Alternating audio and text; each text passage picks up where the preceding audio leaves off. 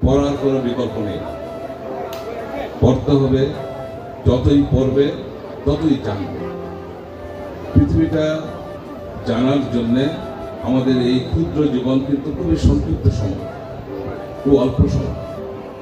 সুতরাং এই সময়ের মধ্যে আমাদেরকে যত বেশি পারি আমরা তত বেশি পড়ব।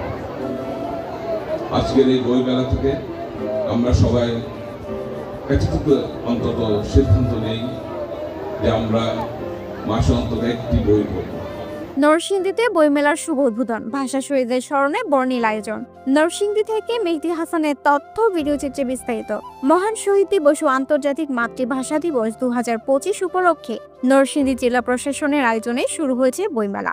শুক্রবার বিকেলে জেলা প্রশাসক রাশেদ হোসেন চৌধুরীর সভাপতিত্বে বইমেলার আনুষ্ঠানিক উদ্বোধন করা হয়। প্রধান অতিথি ছিলেন ঢাকা বিশ্ববিদ্যালয়ের উপাচার্য অধ্যাপক ডক্টর মোহাম্মদ আখতার হোসেন খান।